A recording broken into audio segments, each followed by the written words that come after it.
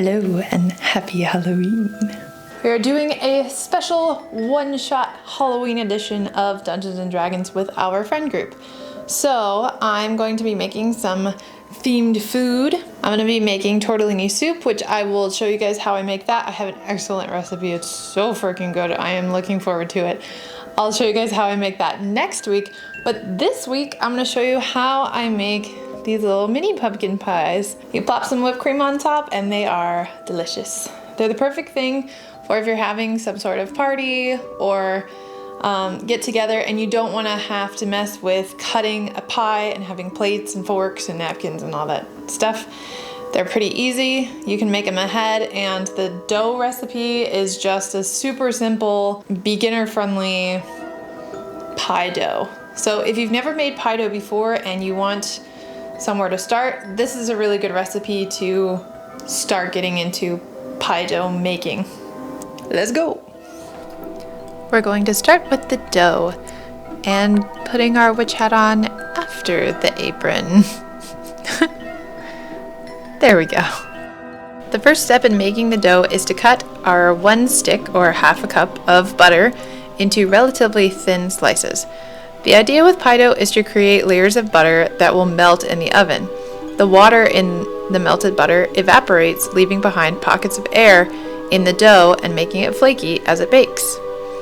We're going to be blitzing this dough in the food processor, so you don't need to be too precise with your squares, just thin squares will do. To the food processor, we're going to add 1 tablespoon or 13 grams of sugar, 200 grams or 1.5 cups of all-purpose flour, and a pinch of salt. I like to give that a good little mix up before adding the butter, a few cubes at a time, blitzing in between additions of butter. The main goal here is to get the butter well distributed and not in one big clump. You'd think that it would end up really sticky because the butter is kind of sticky, but the flour coats it and it makes it not end up in one big sticky clump. Once all the butter has been added, we're going to mix until we have a texture that's kind of like coarse sand or cornmeal. Then we're going to slowly add 5 tablespoons of ice water.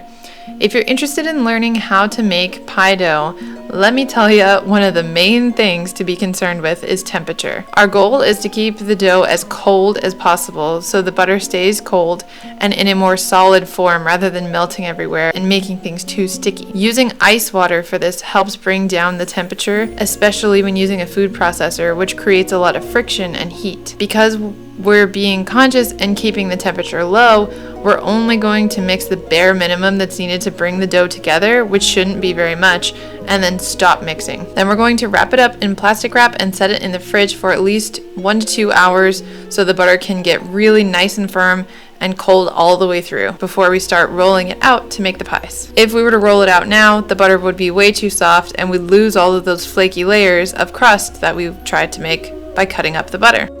Up next is the filling. We're going to start with 2 eggs, 2 tablespoons of heavy cream, 5 tablespoons of brown sugar, a half cup of pumpkin puree, and about half a teaspoon of pumpkin pie spice. Now, pumpkin pie spice is one of those specific spices to keep in your kitchen, but it's actually made of other things you may have already, so you might not have to buy this specific thing. If you don't have pumpkin pie spice, wow, that's a tongue twister, just combine a 1/4 teaspoon each of cinnamon and ginger with a pinch of nutmeg, and boom, pumpkin pie spice with no specialty seasonal purchase required. And finally, we're going to add a pinch of salt to our filling. Whisk until combined, and it's done. This can also be stored in the fridge for up to a week. So easy to make ahead of time. Now to roll out our dough. First, when you take your dough out of the fridge, poke it to make sure it's firmed up all the way. Don't just trust a timer that you set for a few hours. If it's not hard enough, stick it back in the fridge for a bit longer and wait until it's actually hard. When you first pull it out, it should be hard enough that you won't be able to roll it out right away with your rolling pin. You'll have to beat it up a little bit first. We're not going to be overly rough and smack it as hard as we can or anything, but a little gentle wrist movement using the weight of the rolling pin should do the trick. Once it's a little softened by smacking it around, we're going to roll it out and cut into mini pumpkin shapes and add them to the muffin tin. Be careful not to overfill the cups with the filling. A small spoonful will do. And even though the filling seems really liquid right now when you put it in the cups, the eggs will help it solidify in the oven while baking, so don't worry. When all our pies are ready, we're going to bake at 400 degrees for 10 minutes and then turn down the heat to 325 for another 25 minutes until golden brown. As a last optional step, we're going to make some homemade whipped cream. What is pumpkin pie without whipped cream, I ask you?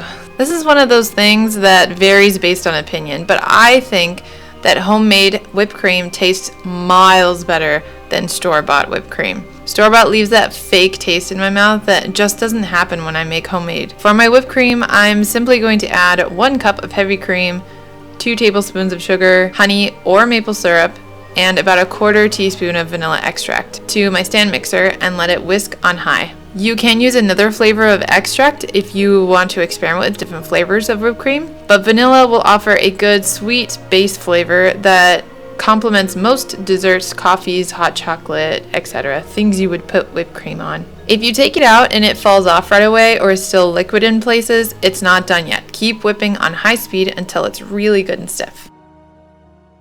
This will also keep in the fridge for 1 to 2 weeks, and it's the perfect little topping for our pumpkin pies.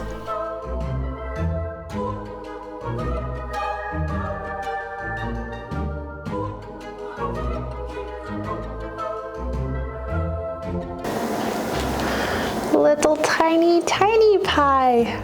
Wait, is it mini or am I a giant?